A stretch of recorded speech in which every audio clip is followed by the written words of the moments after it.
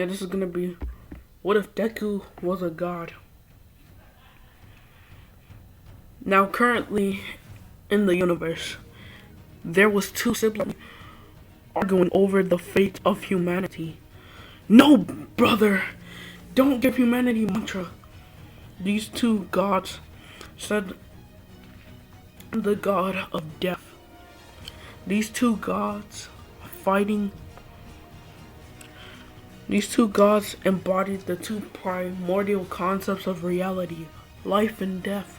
Without these two concepts, the balance of the universe would cease to exist. These two gods couldn't come on an agreement, so they had to resort to fight. And they had to resort to fight. Wait, is this still recording? Oh yeah, it's still recording. Why do you have to give humanity mantra, said Izuku, the Shinigami, the concept of death, so we can have peace. Don't you get it, Shinigami? What I'm doing could change the very world. It will create world peace, said Kami, the goddess of life. Kami, your ideals on giving humanity mantra will only cause pure chaos and destruction. Your ideals on giving humanity mantra will destroy the very world. No, my girl will only cause peace and harmony. Mantra will reunite humanity into one and have all the nations be one and live in peace instead of war. Fine. Even after all of my convincing, you're still as stubborn as ever. I guess I have no choice but to fight you, said Izuku. So be it. I will show you your place, said Kami, as Izuku threw the first punch. When Izuku threw the first punch, Kami was sent wailing through 5 entire galaxies. Then Izuku teleports to Kami as she punches him through 10 galaxies. As each of the galaxies Izuku was thrown was destroyed just like that. But when these two beings were fighting, it was causing an imbalance in the universe, because usually life and death usually cooperate with each other. But now, since they're fighting, it is creating an imbalance. Most sentient life in the universe were transitioning to the afterlife, to the real world, multiple times. In simple terms, that means they were getting killed and getting brought back to life multiple times. Izuku then teleported to Kami and charged his beam of death at Kami, while Kami charged her beam of life at Izuku. This was a battle of pure willpower, as Izuku was winning at first, but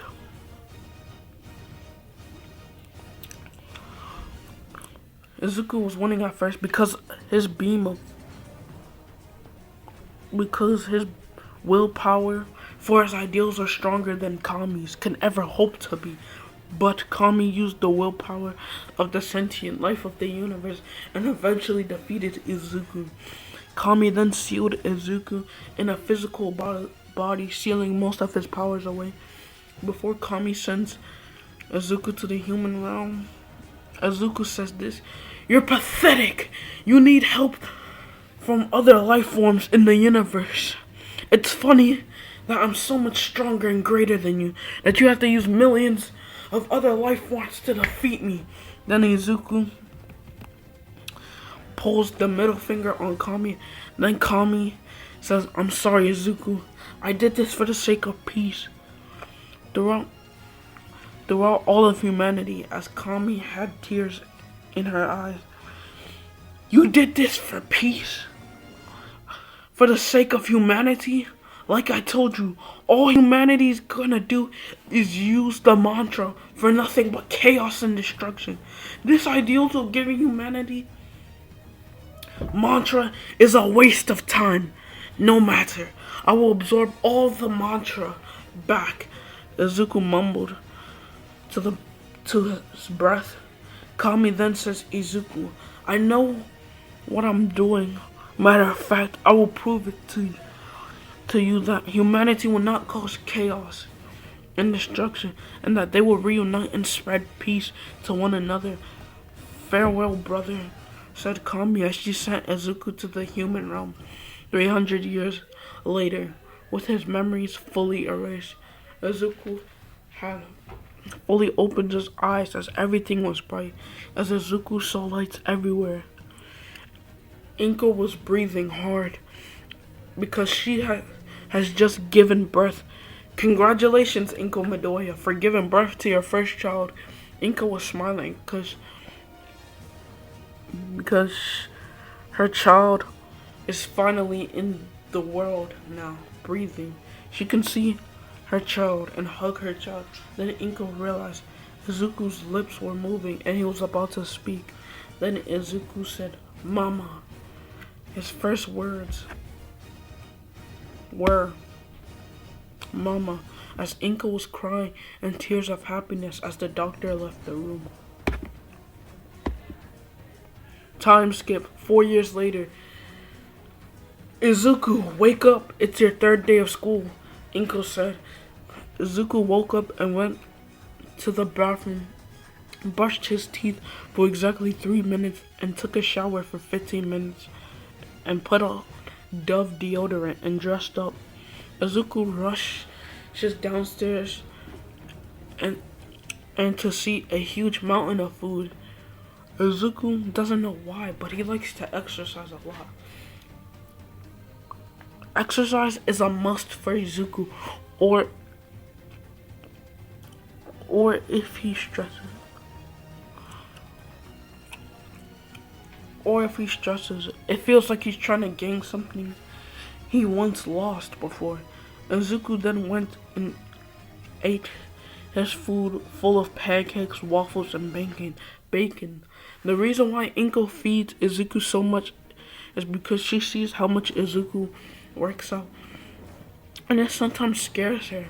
One time while she was changing Izuku, she saw 6-pack abs that were shredded, and shredded biceps and triceps. Then Inko asks Izuku, "How was my cooking?" And Izuku says it's good. The reason she asks these questions because Inko used to be a terrible cook, but she took cooking classes to better improve her cooking skills. And judging by the response Izuku had gave her, it seems as if she improved a lot. After Izuku and Inko were done eating, Inko takes the plates to the kitchen and washes the dishes, and then grabs her car keys and opens her car and sits her and Izuku down and drives Izuku to school. When Izuku reached to the school, he opens the door and says, "Goodbye, Mom," as Inko drives away back home. Izuku had then walked to his classes. Then he saw the whole class surrounding a blonde kid, and this was Bakugo Katsuki. Izuku was wondering what was going on. Then a random student said, "Wow, would you look at that? Bakugo's the first one in the school to unlock a flashy quirk. Explosions, I can never think of a better quirk like that." "Same here," another random student said. This begins to fuel up Bakugo's ego. Then Bakugo noticed Deku, and he thought it would be a good idea to bully Deku. And he said, "Hey Deku, why are you the only one in this class or in this school who hasn't developed a quirk yet?" Then Izuku says, "Because I never went to the quirk doctor." Bakugo then said, "Even if you didn't go to the quirk doctor, you should have manifested a quirk, or perhaps, maybe you're quirkless." The rest of the class started to laugh at Izuku because of the theory of him being quirkless. This slightly started to anger Izuku. "Come on, Izuku. Don't give on to the anger. Come on, Izuku. Don't give on to the anger. That's what they want you to do," Izuku said in his head. Because He wasn't in the mood to fight Bakugo. Then Bakugo said to the whole class, "Beat up this quirkless freak," as everyone tried to jump Izuku as he was dodging at the beginning, but the numbers started to overwhelm him while the teacher was doing nothing. "Fuck that quirkless kid," the teacher said in his head. He couldn't give two shits about him because he's quirkless. The quirkless are always looked down upon, so the teacher couldn't care honestly. But Izuku's anger started to intensify as he finally had enough, as he screamed out, "Stop!" The moment he did, everything in the room had died. Even Bakugo himself had died. Izuku saw the blood in his hands, and he said, "What have I done?" In a worried tone, "If anyone finds out about this, I can go to jail. No, I have to go to hiding for the time being. I have to go hiding. Goodbye, Mom. I'm gonna miss you very much, but I guess I have to disappear from this world." Izuku Midoriya is now dead in the eyes of the public. At least I found out I have a quirk, and Izuku got subtle memories of him and a female fighting. It wasn't normal fighting. It was fighting on a god level scale, being able to destroy entire galaxies itself. Those were the only memories Izuku had saw as Izuku got in a headache. What was that? Izuku had asked to himself. As Izuku left the school and ran into the woods, hoping to never be found. 2 years later, Inko was sad because of Izuku's classmate's death and because of Izuku's disappearance. "I'm sorry, ma'am. Your son Izuku Midoriya is no longer to be found. We might even presume him as dead. I recommend setting up a funeral for him." "Thank you, officer, for the report," Inko said, even though she was sad. She was quite grateful for the report. Now on Inko's mind, how is she going to get the money for Izuku's funeral? Who is she going to invite into the funeral? Inko had begun to work 5 jobs, stressing herself day and night to save up money for Izuku's funeral. Inko had begun working as a waiter, electrician, and even a businesswoman. 5 months later, her business was really successful, and she was a multi-billionaire, estimated to have $59 billion. So she quit her other jobs, and now she can finally afford Izuku's funeral. She set up the funeral of Izuku Midoriya and Bakugo Katsuki for the honor of Mitsuki Bakugo, her best friend. Because she is inviting her to the funeral, it took 1 month to set up the funeral and invite her friends, but she did, and she was very exhausted. 1 week later, to honor the death of Izuku Midoriya and Bakugo Katsuki, Inko Midoriya, would you please make a stand? Would you please make a stand? The Pope said as Inko went up to the altar, and Mitsuki was cheering for her, and so were her other friends. Then Inko said, "I would like to thank all of you that were able to make it here for coming.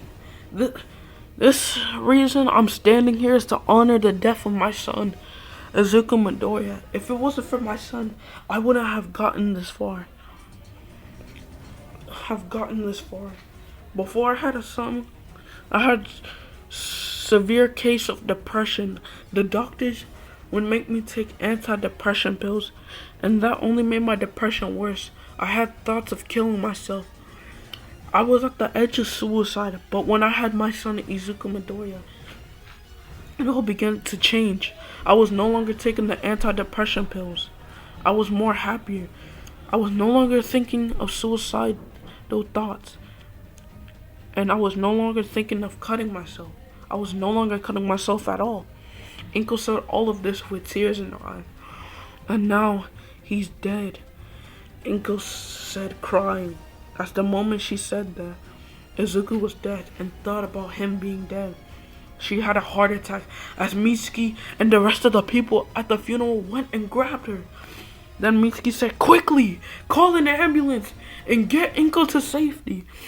As her husband called an ambulance, as the ambulance came in 5 minutes and took Inko away.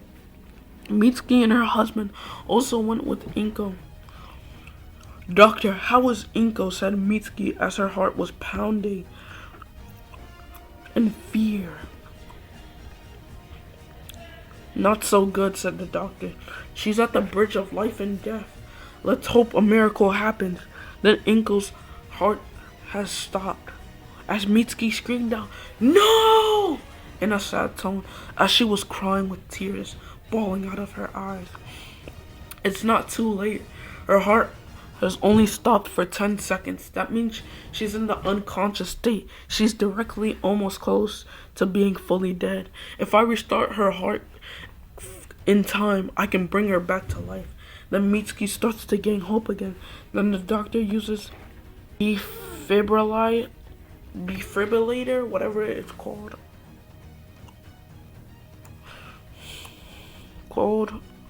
Whatever.